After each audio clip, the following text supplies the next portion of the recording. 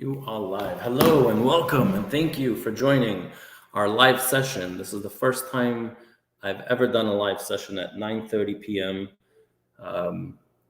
A big thank you to my wife for allowing me to do this. Today's session is all about the lease purchase program, the do's, the don'ts, what to look out for, the red flags. Is it worth it? Is it not worth it? My personal advice to anybody thinking about it, wanting to do the lease purchase program, I'll give you everything that I got, everything that's in my head. We have a full 45 minutes, and I'm honestly not really pressured by time, so I can even go longer. As long as you guys are here, I'll definitely, I'll give you guys everything that I know. So please feel free to leave the comments. Okay, I will be going over a lot of the comments today, answering all the questions that I can in regards to the lease purchase program. I just need to make sure that we are good with volume. So is everybody, can everybody hear? Is everything okay? It's the first time I'm filming from my house, so I just want to make sure that everybody can hear me. If somebody's here, well, there's 19 people here. If you could just put the comments, if you can hear me, or a thumbs up or something, let me know. We are good. Perfect. Okay. So again, guys, hello to everybody. We are going over the lease purchase program today. So anybody that's a company driver, anybody that's new to our industry, anybody that's currently in a lease purchase program, we're going to talk a lot about today about the lease purchase program, the red flags, what to do, what not to do, who should enter the lease purchase program, who should never consider going in the lease purchase program.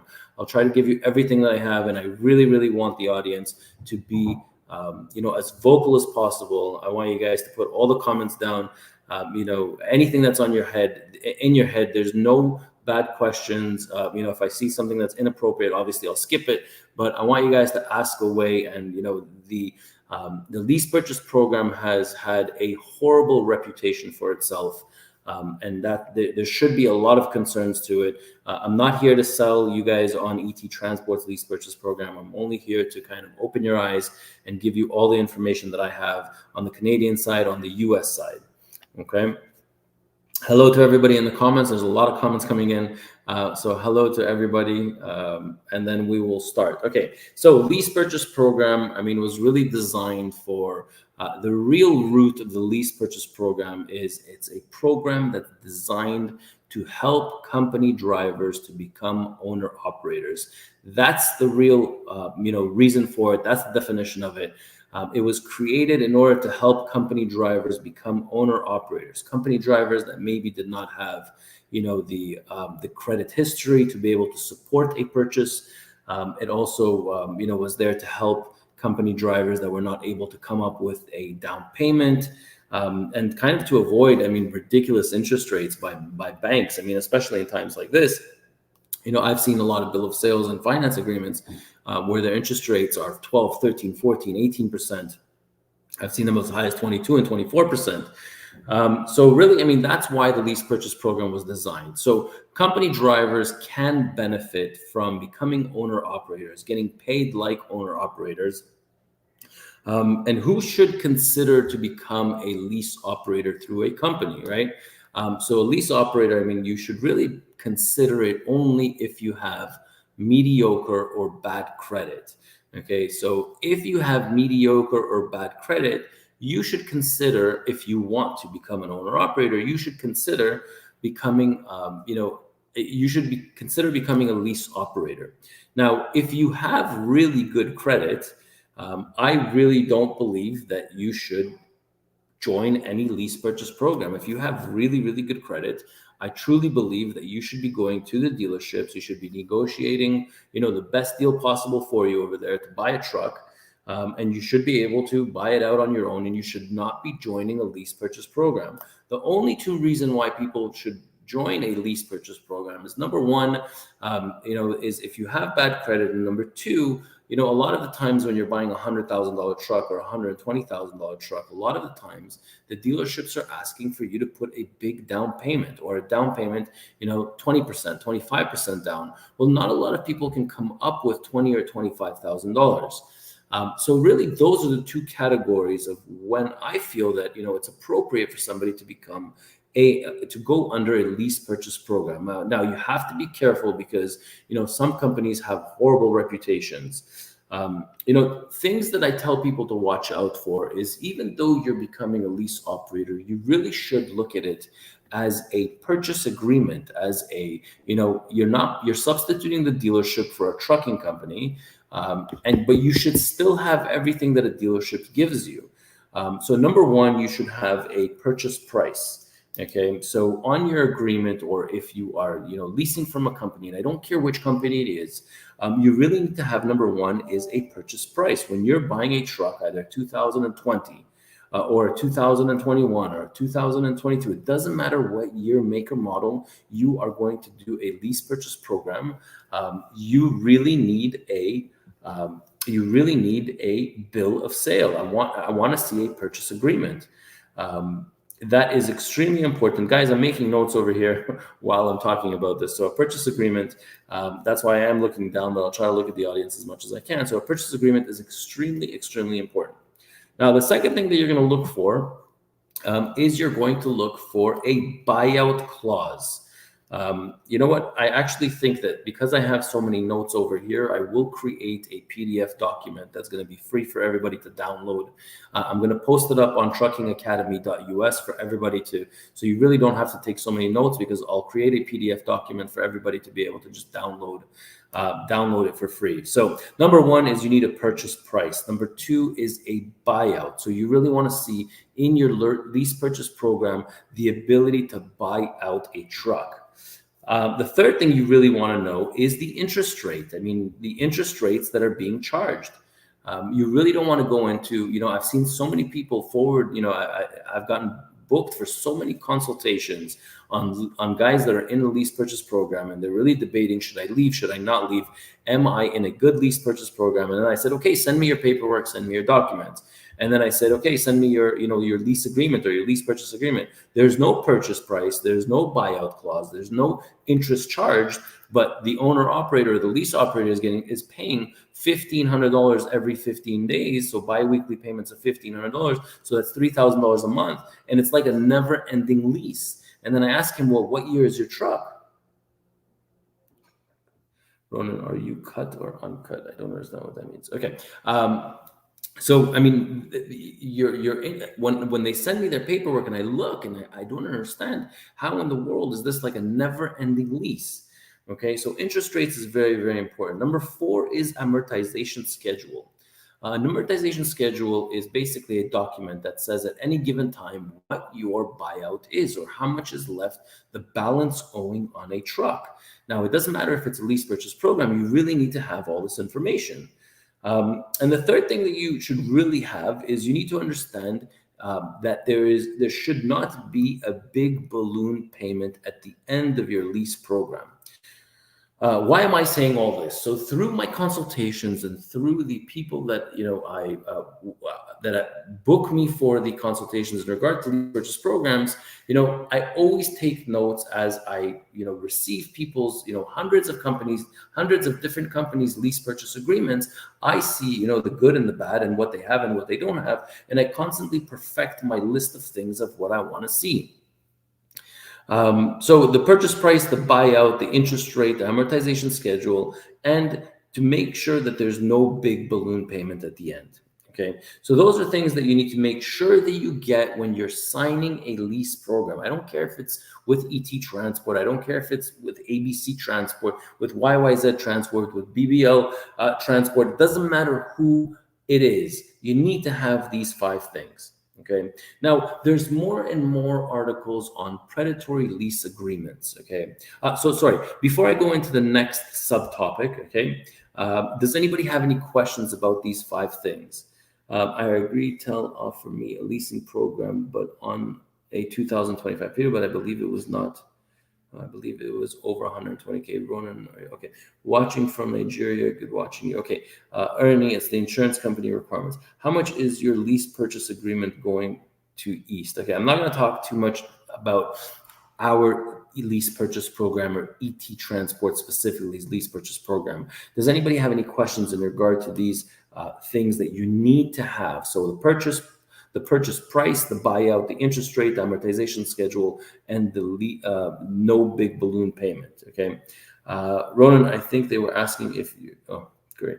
Ronen, are you guys hiring truckers with 2 or 3 years experience, getting mixed responses? Okay, so ET Transport is currently hiring with minimum of 3 years of experience in our lease purchase program. Okay, credit score. Okay, so we're not gonna, I don't want to payment needs and lease to own program, a brand new truck. Okay, so we here at ET Transport, we don't have brand new trucks. A lot of companies that are, giving away brand new trucks, I question why they give away their brand new trucks, but payments are extremely high on them. Today's freight rates do not support payments on brand new units. Okay, so let's talk a little bit about the next subtopic, which is predatory lease agreement. So you've probably seen this a lot in the news. You probably see that a lot of people are talking about predatory. What does it mean by predatory?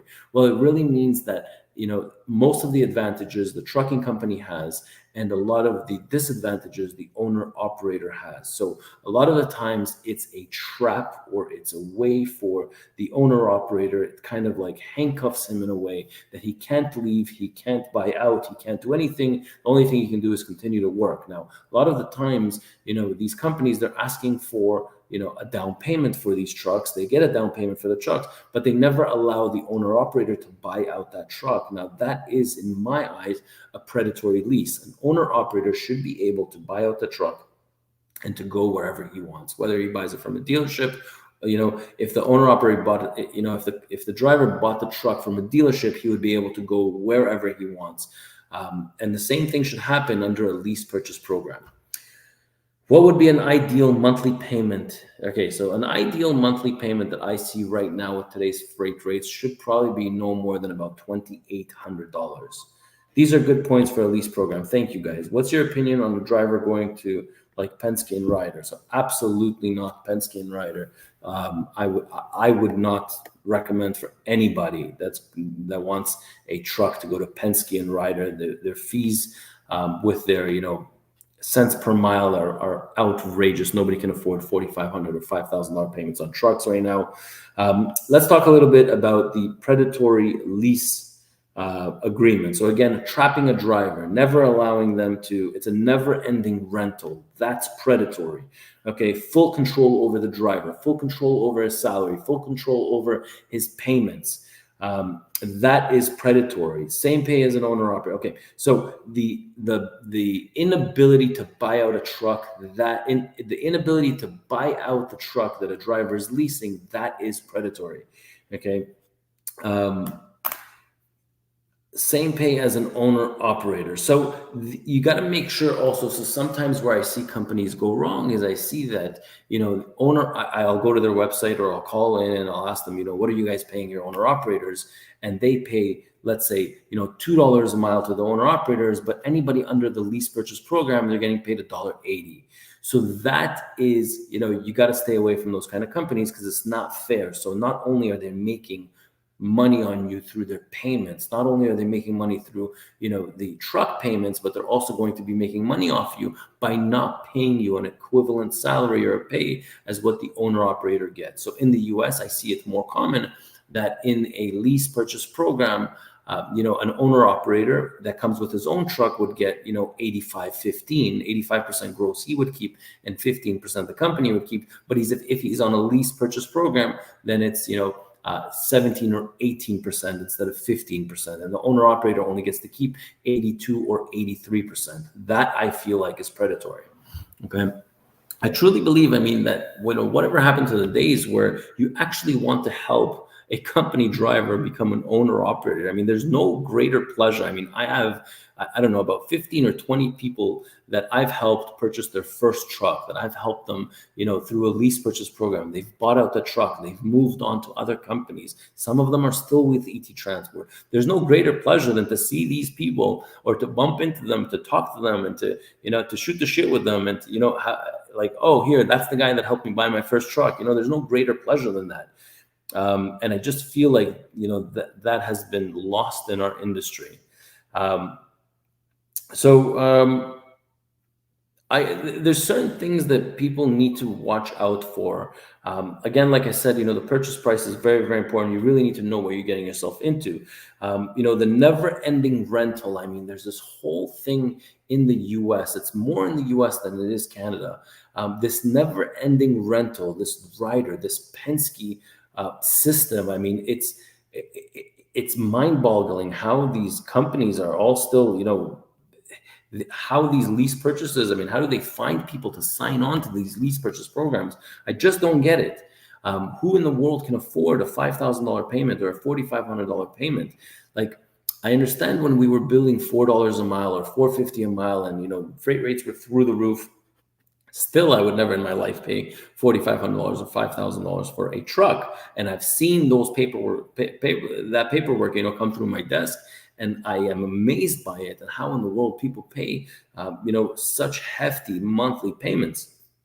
But you really want to have full control over yourself. You really want to have full control over, not so much as the routes that you choose, because a lot of the companies will not let you choose the routes. It's either a Midwest USA, Southeast USA, but they won't really let you choose the routes. But you want to have as much control of the situation as you can. Calculating payments and the buyout, is the truck worth it? So this is an extremely important point. Sometimes I see advertisements, and I've done some videos on this, and I title them BS trucking jobs or lease agreements. Sometimes I see somebody trying to sell a 2021 Freightliner Cascadia, and I see they're trying to sell it for $2,000 a month for the next 48 months. And I think to myself, who in the world is going to buy a 2021 Freightliner Cascadia? I mean, that truck is maybe best case scenario is worth about $50,000 today. But if you take that $2,000 per month and for the next, for the next 48 months, I mean, you're paying over you're paying $98,000 or $96,000 for that truck. I mean, you have to understand that whatever you're leasing, there needs to make sense about how much you're paying for it, right? So you really need to calculate the payments that you are about to pay, multiply that by duration, and see, is that truck that you're taking really worth that much? Okay. Google reviews are very, very important. So people that get screwed over when it comes to the lease purchase program, a lot of the times they'll have a lot of Google reviews or bad Google reviews. So if ET Transport was doing a predatory lease agreement and was completely taking full control over these drivers and doing whatever it is that they please, and their success rate was 0 or they had no completions, we would have a lot of bad Google reviews. And I highly recommend to drivers out there that are thinking to become a lease operator, I highly recommend that you guys look at the company's Google reviews, because most guys that get stiffed, and I try to tell this to people as much as you can, if most guys that get stiffed, guys, leave a Google review in detail about the situation that has happened to you, what happened, how it happened, give as much detail. Even when I do a Google review, sometimes I like to write, I was in the wrong here, but I was right here. Like, try to be mindful that we're not always right, and people should have the full story or as much as they can about the real story. So definitely reading Google reviews will help. And if a predatory company, you will definitely pick it up on their Google reviews. So really, really important. Now, the last thing I'm going to talk about, when it comes to this topic, before I go into questions and my third topic, but the last thing I'm going to talk about is, you guys are out there, you guys are on the roads, you guys can see other drivers. What you guys should be able to stop a driver. You can talk to them, you see them on the truck stops, you see them on the roads. You should be able to stop the driver and say, hey, listen, I'm thinking about going into the lease purchase program at your company. Can you tell me a little bit about it? I really feel like you guys have, a lot of power in your hands, and you really can, use it to your advantage. You see drivers on the road, you want to come to work. We'll take ET Transport as an example. If you want to come to work as a company driver, or if you want to come into our lease purchase program, if you want to come to ET Transport, I highly recommend you talk to drivers from ET Transport and tell them, hey, I'm thinking of coming in there. What do you think? Do you think it's great? Do you think it's not good? Do you recommend it? And you should really get the feedback of drivers within a company. I think you'll learn a lot. I think you'll definitely get a real culture just from the drivers. I mean, if you see 3 or 4 drivers of ET Transport, you'll know, the kind of culture that we have amongst drivers, right? You'll see that they're all experienced drivers. We don't hire anybody that has less than 3 years of experience. We only want to take the cream of the crop. And you'll notice that when you're talking to these drivers, okay? So definitely you really need to talk to the drivers and get a feel for the culture inside the office. Okay, so let's go into some questions. Okay, so does anybody have any questions about what I had just mentioned, or any other questions when it comes to the lease purchase program? Okay, no lease is worth you paying a premium for a POS. Okay, what about going to the bank or a credit union instead of leasing from certain companies? I've seen drivers get screwed at the end of the lease by companies starving them out of freight. Okay, so that's a very, very good point. And if you see, Charles on Facebook, I mean, it's a really, really good point that you just made. So sometimes on year 3 or year 4, when a driver is just about to finish his lease agreement, the company withholds, freight, or doesn't allow them to produce mileage. And that's why it is extremely important that you have a buyout clause. I mean, usually they're not going to do this in year 1 or year 2, but maybe in year 3, something like that might happen to you. So you just ask them for the buyout, you get another funding. You might repair your credit by then. You might fix, your credit, and you might get it, financed. I've helped probably about, Brian Brown, who was very popular on our channel. I've helped him get credit because, after a year or 2 in the, when he bought the truck, I mean, he really wanted to buy his truck. He didn't want to finance it through us, and we helped him with the financing. And you guys should be able to do that. If you are in year 2 or 3 of your lease and you're getting screwed with the mileage, you should be able to buy out the truck. And if you don't have that buyout clause inside your lease agreement, I would never sign one. All right, next one. My company leases trucks, but they make you buy the truck for whatever price of the truck is after the lease is over. You pay for all the maintenance, and that's covered by the warranty. It's a huge scam. I'm just a company driver. So again, you need to be able to differentiate between scams and good companies. You're right, 100%. There's a ton of scam out there, and that's why the lease purchase program has had such a horrible reputation for itself. If a company only gives you the purchase price at the end of the lease, I mean, what in the world is the point? But no, I would never sign to a lease agreement like that. You need to dictate terms, the right terms, okay? If somebody wants you to sign a lease, you need to dictate the terms. Better buy your own truck. I was buying my truck 2009 and still with me. So I highly agree with Ramstein 1961 that obviously it's better to buy your own truck if you're able to. Why is it better to buy your own truck? Because you're not at the mercy of a company. You're not at the mercy of you're able to, if you find a better job, you're able to just take your truck and go to another company. And you should be able to technically do that with any lease or good lease purchase program.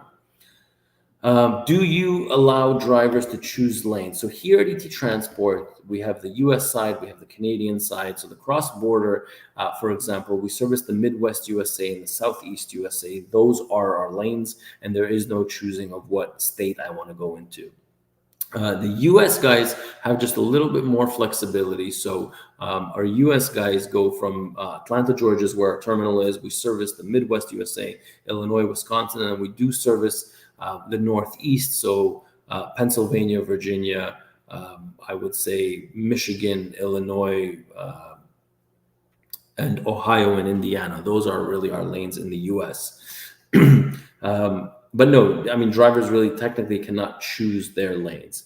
Every company that started the lease purchase deals, it's because they needed a way to move their own trucks because they will sit in their lot. Okay, so I don't know what kind of experience you have with lease purchase programs, but I can honestly tell you that we have a lease purchase program, and all of our trucks are running. So if you came to our lot today and you said, well, right now we only give the 2020s and 19s for a lease, and I believe it's like a 24-month lease it's approximately $2,000 a month. That's really the lease purchase program at ET for the 2019s, and then 2020s. I mean, the duration is just a little bit longer.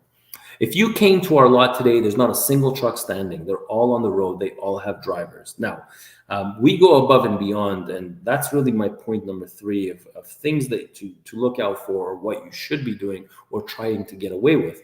But you're right. I mean, a lot of the companies out there, the lease purchase program is a it's a way to kind of, it's like a never ending rental to an owner operator. It's a lot worse in the US than it is in Canada. Canada does have, companies that are, I've seen some horrible companies out there with their lease purchase programs, but I see it a lot more in the US, this whole never ending rental for a truck driver. All right. Truck drivers are hiding from taxes, child support, etc. That's why they want to lease 1099. Okay. So, I mean, by law, if you are a lease operator, you are able to work under a corporation. Yes, I mean, honestly, to tell you the truth, I mean, if I could, I would also try to avoid paying 49% taxes. I mean, that's what we have here in Ontario. Once you hit a certain tax bracket, you're paying 48% on personal income tax. So if I'm able to open a corporation and I'm able to get paid under my corporation, then I would have my corporation pay me a salary. I wouldn't pull out all the money. Will pull out some of the money, and I would hit a much lower tax bracket. Absolutely. If that's allowed to be done in a tax code, I mean, I would recommend for anybody to do it, because you should try to keep as much money in your pocket than, paying it out to the government. I think that, that's money, well spent. I mean, keep your wealth within your corporations and then build wealth within your corporation. There's absolutely nothing wrong with that. Being a driver on 1099, there is some discrepancies, whether it's allowed, whether it's not allowed. But in the US, it is allowed. In Ontario, from what I understand, it's still, they haven't cracked down on it 100%. Okay, so next one, Binyam Kitemo. Okay, so terrible time. Don't recommend buying truck this time. So I agree with that statement 100%. So it is a terrible time out there. There are still profitable owner operators, and you'll see that all over the place. People will still talk about the fact that they are profitable. Is it a terrible time? Absolutely, it's a terrible time, but it's also a good time that the trucks are absolutely rock bottom prices. So with every downfall, there's a lot of opportunity. And with the freight rates being the way that they are right now, and so many carriers are exiting the market, and so many trucking companies are closing their doors, this is actually a great time or an opportunity to get a steal for a truck, to get equipment, to get, it's a great time. And I've never seen prices the way they are today. Victor, thank you very much. Valid points. Okay, better no debt in this bad time. So you're right. I mean, it is obviously better to have no debts. Ronen, the dealership won't work on your truck. They usually tell you 2 or 3 weeks just to look at them. So what's the point in a new truck when they can't fix them in a timely manner? So Ernie, you're 100% right that, there are a lot of problems with dealerships. There are a lot of problems with maintenance, with labor. I mean, they can never, with parts. I mean, my God, it doesn't stop with the parts. And, sometimes, you really need to look at, buying a truck as a tool for you to make money. And you really need to kind of understand, what is the best tool with the least amount of downtime, with the least amount of, repairs and maintenance, and that every single dealership, whether it's it doesn't matter which mechanic shop it is, that they'd be able to work on your truck. And that's why we go with the Freightliner Cascadias, because any dealership can fix that truck. The Detroit DD15s are very easy to fix, and you should be able to get it up and running. Parts are everywhere. We never have problems with parts on that. I can't say the same for other trucks, but with that particular brand, I mean, your downtime is minimal. You're up and at it very, very short, and there is no waiting times. If this dealership can't fix it, well, you know what? F off. I'm going to that dealership. Is that 3 years of experience with a trucking school?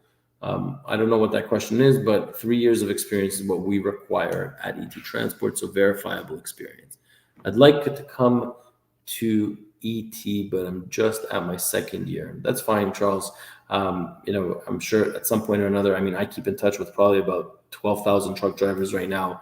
And there's a lot of times that, I would talk to somebody that's just fresh out of school, and then, 2-3 years later, they're applying for one of our positions at ET Transport. My company is trying to sell me a 2023 Cascadia with a 279-inch wheelbase, a drop axle kit, 148 watt, and a wet kit for $148,000.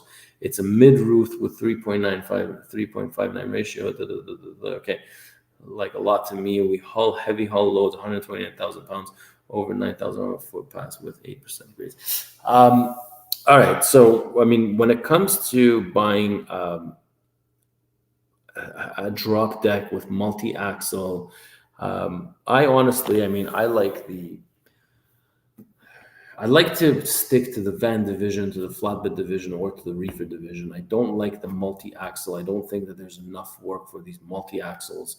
I don't think it pays enough for the multi-axles. Maybe I don't know what the hell I'm talking about, but I prefer to do work that there's an abundance of work that, obviously there's the highs, there's the lows, but I prefer to stick to the work that I know of. I'm not familiar too much with these loads. I mean, the truck, that 2023 Cascadia, think of it this way: a trucking company that has really good contracts, a trucking company that has multi-axles, a trucking company, that says they're doing really good. Why in the world would they sell you their new trucks? Just think about it for 1 second.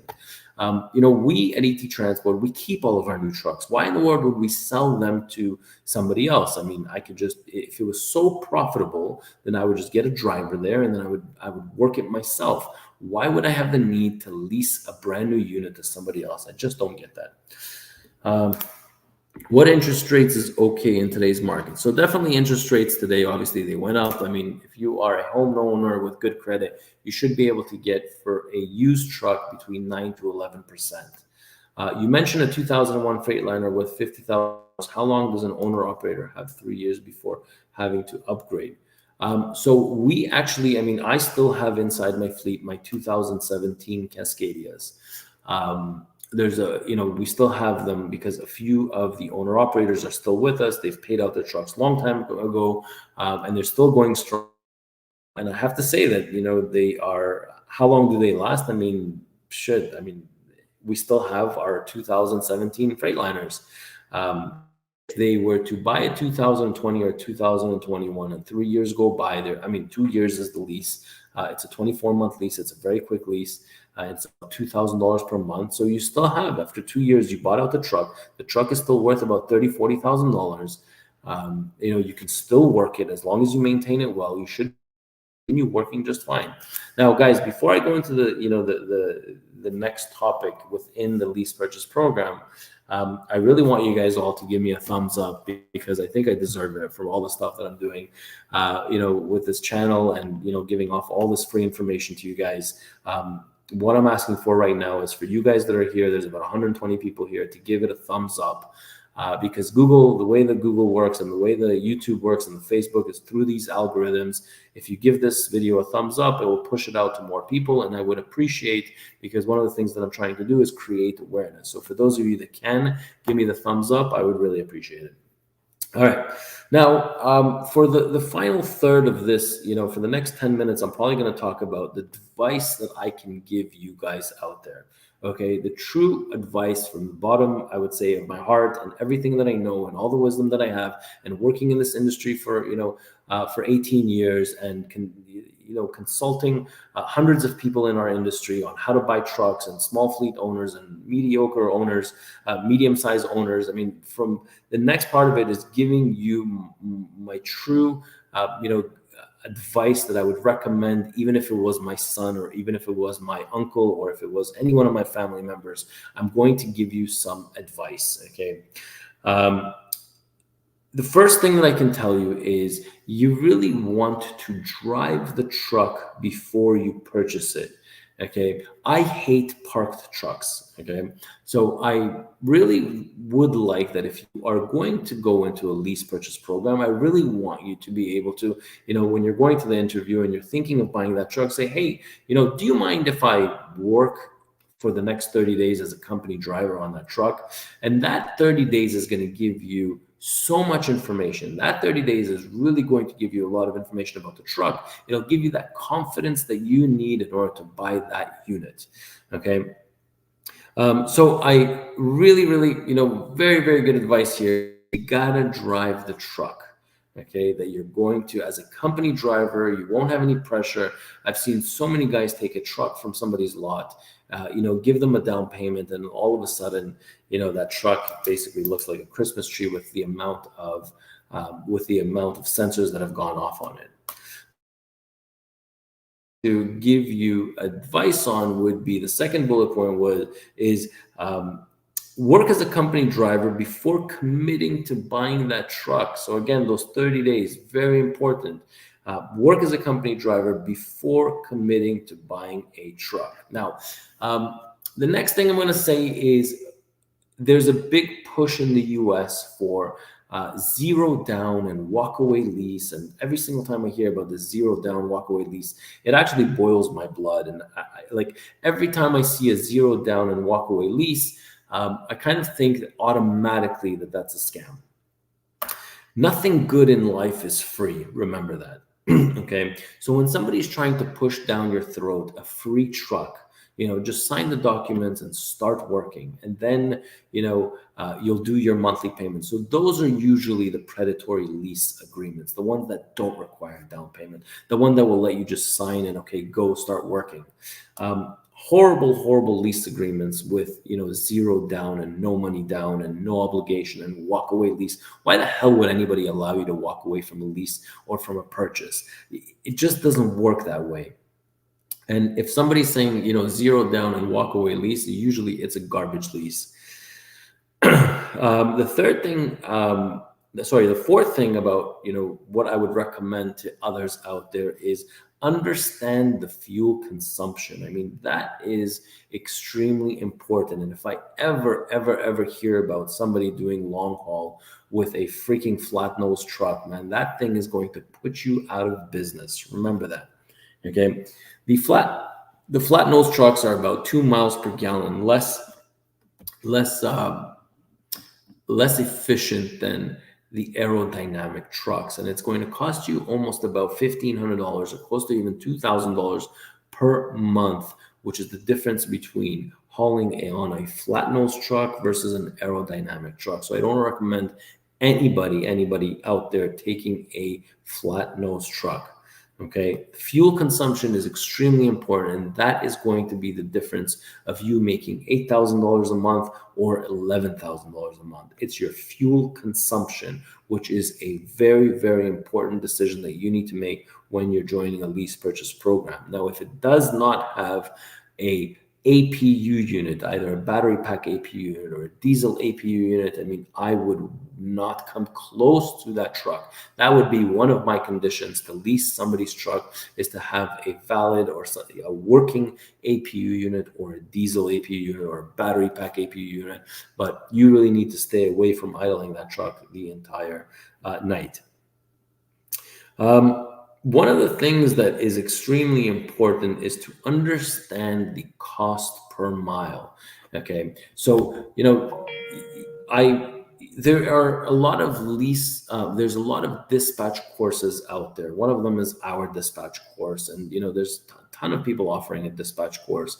But as an owner operator, or even as a company driver, it's extremely important for yourself, for your knowledge, for you to understand one of the modules in a dispatch course or in a good dispatch course or in our dispatch course is the cost to run a truck, taking all the factors into it, maintenance, repairs, taking into consideration the fuel consumption, taking into consideration your truck payment. I mean, you need to know what is your cost per mile. I don't care if you're an owner operator. I don't care if you are a lease operator. I don't care if you're on a lease purchase program, but you need to know what the cost per mile is. And a good dispatch course is going to give you that, and it's going to make you a lot more knowledgeable.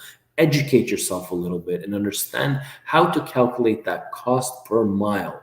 Okay, so when you are doing a load, or when you're taking a load, or if you're an 85-15 split, you really need to understand your cost per mile. What is it costing you to run that truck, that lease to lease that truck and to run it, the cost with fuel, taking everything into consideration, how much does it cost you to run that truck per mile?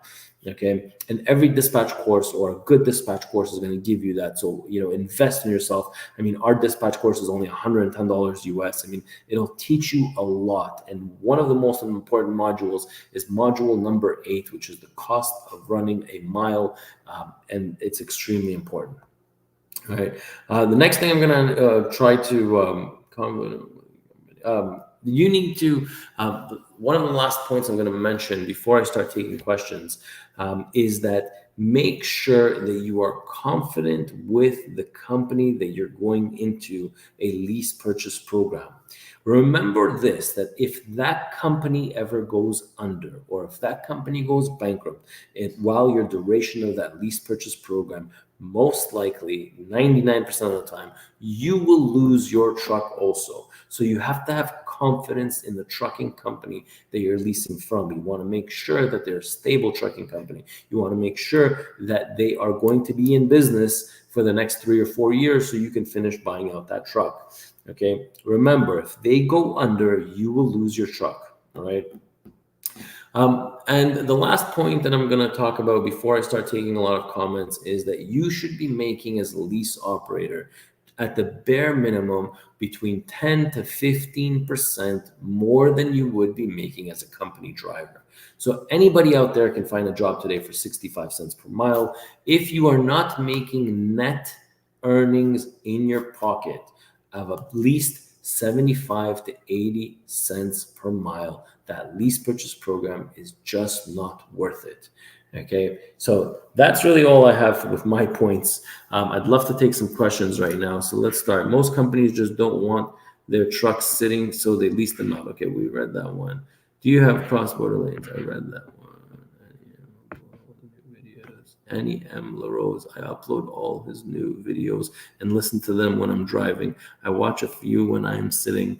Sometimes I listen to the same video multiple times. I really enjoy it. Thank you very much. I really appreciate that comment. Charles, so if I start an LLC, I would be able to keep more money. Absolutely, you'd be able to keep more money. And I highly recommend that you talk to a tax accountant, because they're really going to teach you, a good tax accountant that specializes in trucking. They're really going to teach you a lot about, how to maneuver money around and how to pay yourself a salary and how you should purchase your truck. And when you purchase your truck and your down payment, how you're able to withdraw that down payment tax-free as a shareholder advance and a shareholder loan, in a repayment of shareholder loan. There's a lot that a good tax accountant can do. And at the end of the day, this whole tax thing is a tax deferral is really what you're looking for. Is ET still requiring for lease purchase to go to Canada, or can you stay in the United States? One of the reasons that we require owner operators or lease operators to go to Canada is really so you could take advantage of the labor rates in Canada in our shops. So in our shops, for example, today, it's $110 Canadian, which is our shop rates in Canada. In the US, that's equivalent to about $82 American. So if you take that $82, if you try to get your truck fixed at any other dealership in the US, it's probably going to cost you about $175, $185 per hour. That's the big difference, and that's why we really want the owner operators or lease operators to be able to have a valid passport, so they can come once every 2 months into Canada. It's it's a very simple process to cross the border, come to our shops, get your whole entire truck serviced, all the filters changed, do whatever it is that you need to do. Any major repair, minor repair, you're going to save yourselves tens of thousands of dollars over the course of 2 years or 3 years with the repairs and maintenance at our shops in Canada. And that's why we really want guys to be able to come to Canada. Oil field truckers are not suffering at all right now. Okay, just wait. I just left a lease purchase. I wasn't making money. I was just paying $1,400 a week for a truck. That's pretty much it. Never again. $1,400 a week. Who the hell signs up to a lease program that pay $1,400 a week? That's close to for $550, $200 a month, $5,200 a month. Who pays? I mean, there's not enough money in trucking to pay $5,200 per month on a truck, but I just don't get it. All right, I buy parts in advance for my truck and schedule time to go to the parts and get them installed. That is a good way of thinking ahead. I'm on the West Coast, USA. When are you starting a company over here? Justin, you are probably the 12th person that told me that in the last week.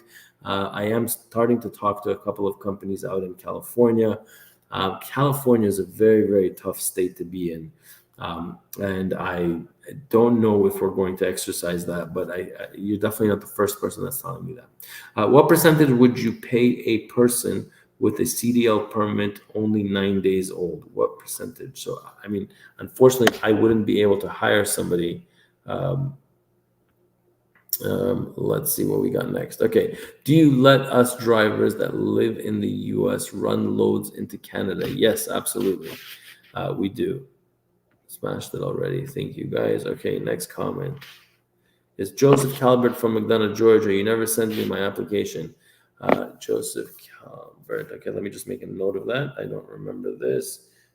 Joseph Calvert. I will try to remember to send it to you. It is late at night. I have made a note of it, and I do apologize. All right. Let's show this. Hey Ronen, is ET plan on buying the new Volvos? I heard they are better on fuel economy. So I also heard that they are really good on fuel economy. I really want to try it out for myself.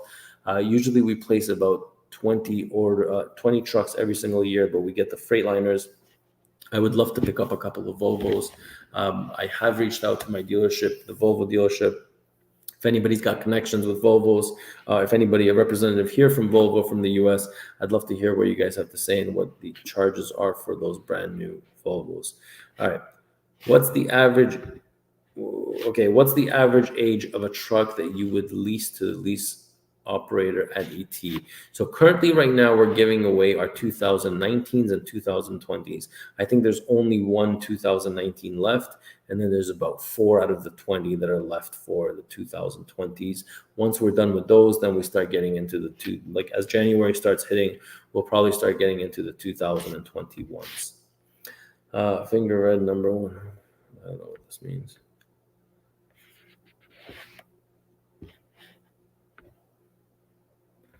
I'm watching from Bangladesh. Okay, guys, anybody with questions?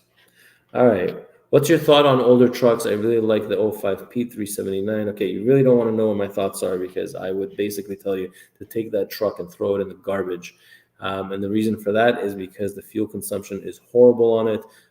And also those Peets are extremely not comfortable. If you ever sit inside one of those, sit in it for 1 week and then go into a Cascadia or a Volvo, I have no idea who in the world would prefer that 379 Pete. I actually have done a challenge with one of my drivers. It was a 90-day challenge on a Cascadia, and you should really hear what that driver had to say after 90 days in a Cascadia. And he came out with from a W900, and I can assure you that he would never in his life go back to the W900.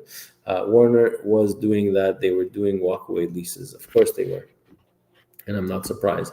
Flat nose, are you talking about cab overs? I'm talking about flat nose trucks, so like the W900s, those old Peterbilts. All right. Do you think trucking companies in the US would buy Scania trucks if they start selling here? I have no idea. Where else?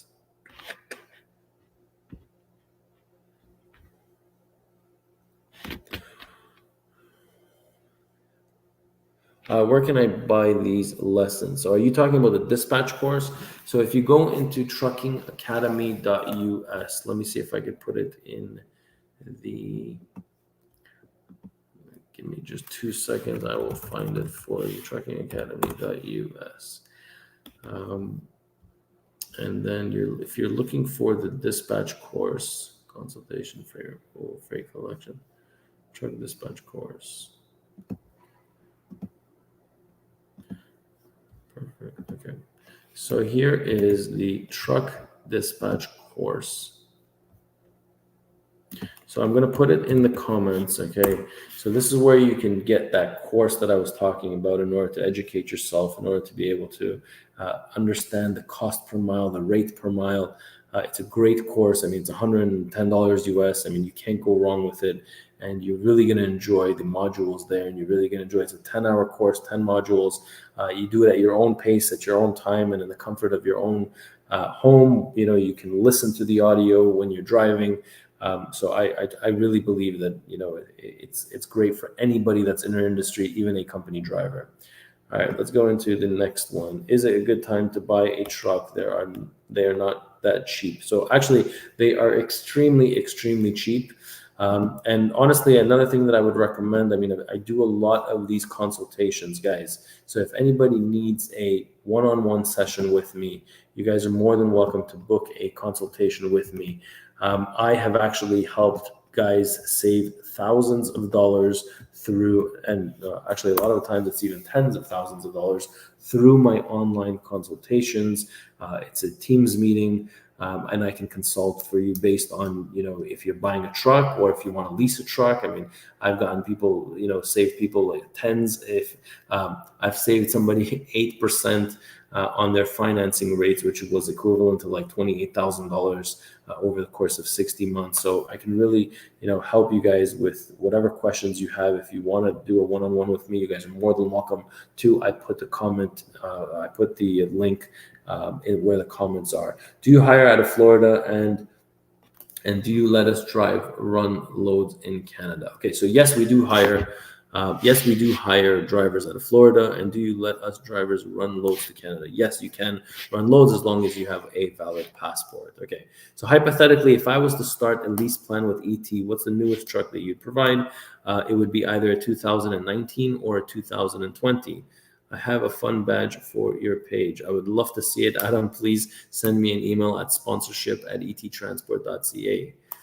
What happened if I can't leave the States at this time?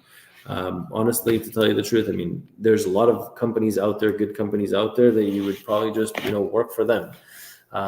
If you can't leave the States at this time, that's a steal. Okay, $5,600, that's crazy. Have you seen SFI lease program? What do you think? So I have not seen SFI's lease purchase program. If the purchase program does not have a purchase price, a buyout, an interest rate, an amortization schedule, and no big buyouts, then it's just, if they have a big buyout, then it's just not for me, and I don't think it's for anybody else out there. Do I lease purchase or not? I mean, it depends on the company, to tell you the truth. I mean, it really depends on what a company has to offer. What is the lease payment cost? So it depends on the truck, but approximately it should cost you about $2,000 per month. Daniel, it all depends on you. Okay, let me look. Let's go into what is a good interest rates for buying trucks with average credit score. Average credit score, which is not, somebody sent us a donation. Thank you very much. Okay, good credit score right now, I would say average credit score, you're probably looking at about 13 or 14% with average credit score. Trucking is considered high risk for any bank or any lenders right now, and their interest rates have shot up through the roof. Let's go. Carly Condu, unpeel my, well, I have no idea what this is. I'm 3 years and ready to take it on. Just don't want to get burnt by a shady company. Clean MBR. I keep my door shut. Daniel, there's a lot of people in the same situation that you're in, and they're looking for good companies. And you really just need to, you really need to just talk and ask around, ask other people about, the good companies, the bad ones. I mean, the bad ones, you'll always hear about them. You'll see it on the Google reviews. It's very easy to spot, and then always trust your gut feeling. That's what I always tell everybody: is trust your gut feeling. It does not lie to you. It is a good time to buy a truck. They are not that cheap. Okay, can I not do this? All right. Why Elon Musk leave California? I mean, I can just. Thank you very much for whoever. Chris Reed brought in $2. Thank you very much for your generosity. Charlie rate Indianapolis. You guys hire out of Indianapolis. So no, I mean, I mean, we do hire drivers out of Indiana. I mean, as long as you're able to go to our terminal either in Atlanta, Georgia, or what we do sometimes is we just fly in the guys into Toronto, into the Greater Toronto area in Canada. They do the orientation, they take the truck, and off they go into the U.S. Is lease driving make better option than company driver? So in most cases, the lease purchase program should be better than a company driver. If it's not better, then there's absolutely no reason why you should why you should even entertain it. How much net profit does single truck make, and return percent could someone expect if they put a driver in the truck? So right now, this is not profitable at all. How much net profit? It all depends on how you buy the truck. What are your fuel discounts? There's a lot of factors that go into this question. Hello, sir. What is needed for an owner-operator based in USA to cross Canada? Nothing, just a valid passport. That's it.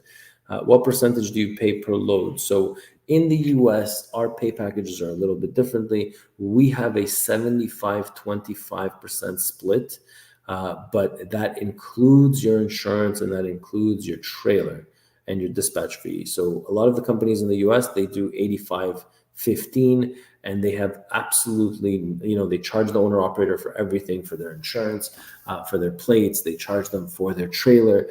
If it's busy, if it's not busy, whether a dispatcher found the load, didn't find the load, I mean, they still, the owner operator still pays for everything. So we try to do it a little bit differently, where the company is liable for the insurance, where the company pays for the trailer. So this way the company has some sort of, I would say, some sort of pressure to make sure that you are being dispatched, some pressure to make sure that you have, a load and that you're doing the runs and you're doing the miles. That's really what I wanted to bring to the US. Hey, Ronen, I talked to a buddy who just financed $185,000 truck and $65,000 trailer. He's struggling. Yeah, I mean, a lot of people are struggling right now. Like I said, I mean, I consult companies with five trucks, 10 trucks, 25, 35, 45 trucks, and 50 trucks. And I can tell you that every single one of them is struggling right now, but it doesn't mean that they're not profitable. You can struggle and not make as much money, but you really need to understand that cost per mile. Once you have that figured out, then you can do anything. And that's why it's extremely important to do one of those dispatch courses. Vanessa emailed me today. I want to come check you out. Anytime, Adam, you're more than welcome to check us out. All right, I made it. Okay. Hey, Ronen, I talked to a buddy who just financed it. I'll just read this. Hey, Ronen, what's the average dollar a mile driver can get paid after fuel, insurance, and lease payments with an average of 12,000 miles per month? 12,000 miles per month. Okay, what's the average dollar amount of money a driver can make? Okay, so 12,000 miles. I mean, a driver today, a company driver obviously makes 65 cents per mile. At 12,000 miles, I'd say you're probably taking home about 85 to 90 cents per mile net after you pay your truck, after you pay the fuel, after you pay for everything. You should be making about 90 cents per mile is what you should be taking home. Kenworth or Peterbilt's? Neither. I don't believe in either one of those trucks, to tell you the truth. Kenworth or Peterbilt? Neither. What is a good interest rate for lease program in today's market? In today's market, you should be, trucking companies should be leasing you those trucks at about 11, 12, or 13%. Your company seems honest. Can I speak to you personally? I would love to come do business with you and work with your company. Adam, you're more than welcome to reach out to me and just send me an email. Most of my time is usually busy with either running my own fleet or through consultations. But you're more than welcome to send me an email, and we would love to hear from you. When can freight pick back up, do I think? So I personally think every single month I think it's going to pick up, but it's only like I get excited at month end and then everything goes back down. But one thing that I did forget to mention to everybody, guys, if you are in, I'm going to be in Moncton, New Brunswick on September 10th to the 13th. And I'm also going to be in Chicago, Illinois, September 20. Let me just open up the calendar. September 24th to the 26th, I'm going to be in Chicago, and I'd love to meet as many, small fleet owners, owner operators, company drivers.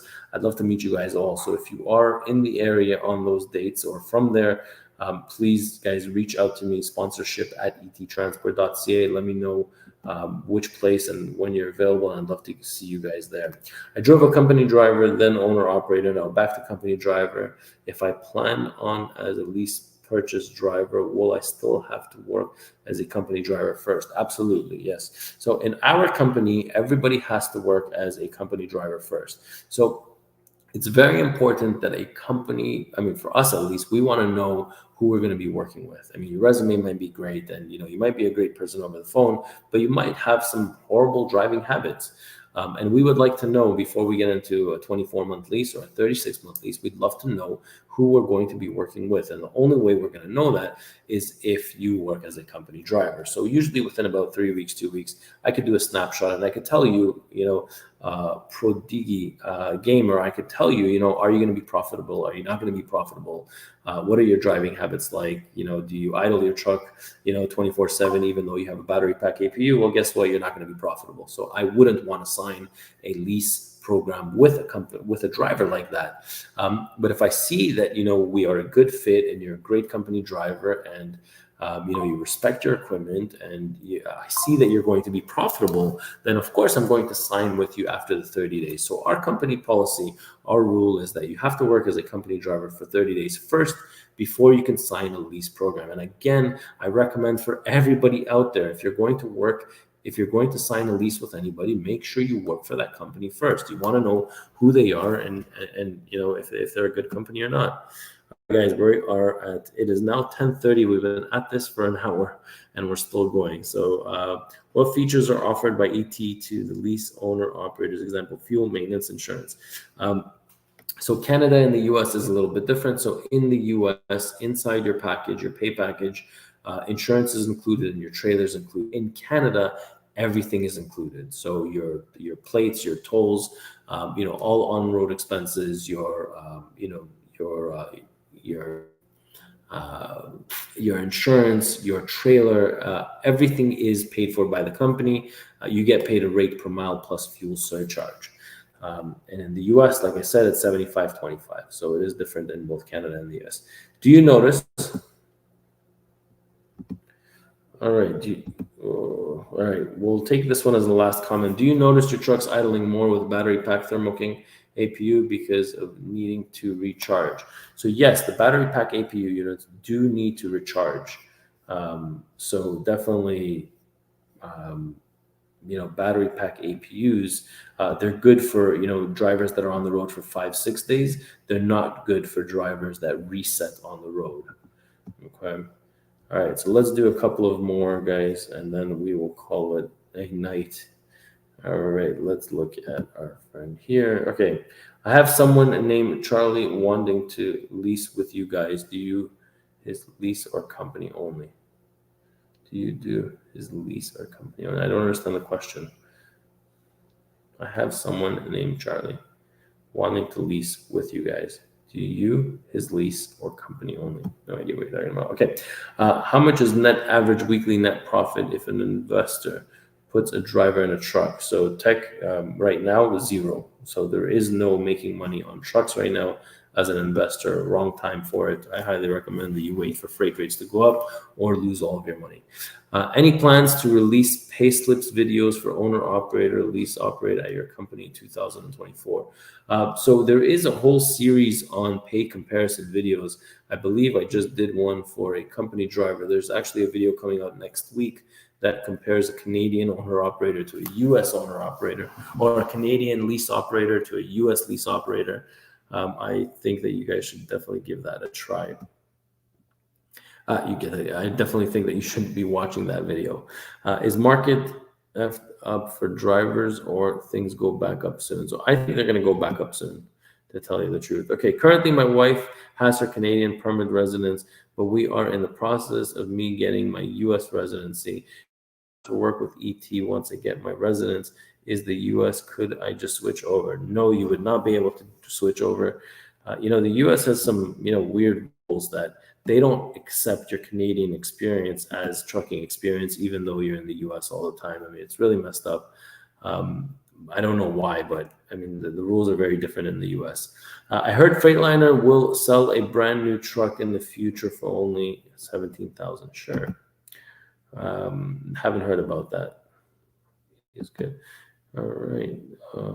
What's your pay cycle like? In Canada, it's every 1st and 15th. In the US, it's every week. Do you run a central freight just in case we go back COVID? I run a central freight. No idea. Greetings from Poland, Ronen. Hello. Is there a good time to call you when you're in the office? Honestly, it's best to just email me, sponsorship@ettransport.ca. Let me know what it is that you're calling me about, and I would try to help you out as much as I can. Is the dispatch course accredited? Yeah, $110 for an accredited dispatch course. I don't know if there is such a thing as an accredited dispatch course, but you do get a certificate of completion. And by that, I mean, would another company respect the certification during an interview?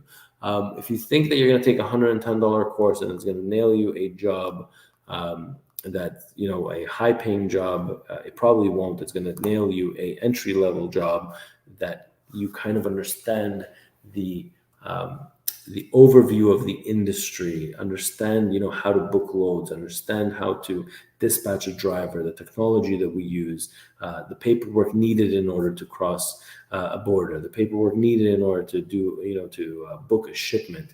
Is it going to give you all the information that you need? Like, you actually still need somebody to hold your hand and to train you and to do it. So let's have realistic expectations for a dispatch course. Do you have a dispatch mentorship? I studied a dispatch course online, but got nothing to do. Do you have mentorship? So yes, I do. I do have the mentorship sessions. So if you are a part of our YouTube channel and you're a part of the mentee program or taking the dispatch course, you're invited to private sessions with me. And then if you have private sessions with me, you also are invited to our private group chat on WhatsApp, and as long as you are a member of our mentee. So the way that you get that is going to our YouTube channel, and from the YouTube channel, you hit the join and subscribe to our mentorship sessions. All right. So all you have is Cascadias. No, I also have some Volvos, the 2019s, 20s, 21s. I need some Texas runs, USDOT. Great. I need some run in Texas. Okay. I am not a broker right now. I need some run in Texas. Next. What is your cost of operation? For that, you're going to need to take a dispatch course, guys. Let's go into some other comments. I'm lease purchase right now. It's tough, no doubt. Repairs are killing me, but if you count the money I spent on the lease as profit, then I spent, the pay is not bad. Yeah, but you need to understand that lease payment is not profit. So you need to make, as long as you're making over 65 cents per mile, I'm good with that. Once you start making less than 65 cents per mile net take home into your bank account, that's when I already start having a problem with it. How many miles are your drivers averaging? So our drivers are doing 11 to 12,000 miles, both the Canadian fleet and the US fleet. Obviously, we have some drivers that are doing 10 and a half, 10,750, but the majority of ours are 11 to 12,000 miles. But don't take my word for it. When you see my drivers at the truck stops, you're more than welcome to ask them. Where in New Brunswick? I'm in Moncton area. So that's exactly that's exactly where I'm going to be. I'm going to be in Moncton, New Brunswick.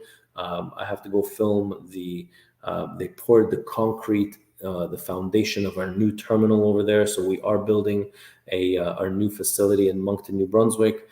So I'm going over there, and boy, if you are in the area, I'd love to meet up with you. Please send me an email to sponsorship@ettransport.ca. Am I the owner of ET Transport? Yes, I am one of the owners of ET Transport. I go by VP of Operations here at ET Transport. Started the company in my early 20s, and that's all I've been doing since. I've been at it for 18 years. I am close to, I'm still in my late 30s. But yeah, love what I do, and I couldn't see myself doing anything else. I called in to apply about 5 months ago. I called taker in your Canadian location that answered was very standoffish. I didn't get any good results from her trying to get in at your Atlanta hub. So I'm sorry you had this experience. Just try to understand that our phones are flooded with phone calls all the time with truck drivers. So they're very robotic, even though they shouldn't be. They're very like, hey, experience. How much years of experience do you have? And they just go through, the questionnaire just to filter through the yeses or the nos. We get a ton of drivers that are calling us from other countries, not the U.S. and not from Canada, where it's repetitive, and I mean I'm talking about by the hundreds. So I'm sorry that you felt this way. If you do want me to connect you directly, you're more than welcome to send me an email to sponsorship@ettransfer.ca, and I will do the introduction between you and one of our recruiters, and I promise you'll get a better treatment than the first time around. Hello, I'm from Brazil. Canada is very top. Thank you. Where is more profitable to work, Canada or USA? If you ask me, I think the US for sure. I have one question. Como vos imigranto something? Sorry, I don't speak Spanish.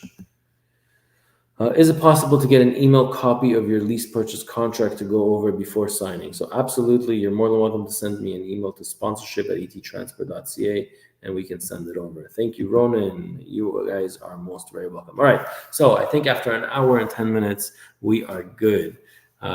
So I want to thank everybody. This is the first time I did it, past after hours. I do want to say a very big thank you to everybody that joined this session. Again, guys, keep at what you guys are doing and think twice before signing a lease purchase program. There's a reason why, they have a horrible reputation. It's not just because, and there's a reason why there's so many articles on predatory lease agreements. They don't make this stuff up. There's a lot of horrible companies out there. And guys, just watch out and keep your eye out open. I'm Ronen, and I'll catch you in my next live session. Thank you.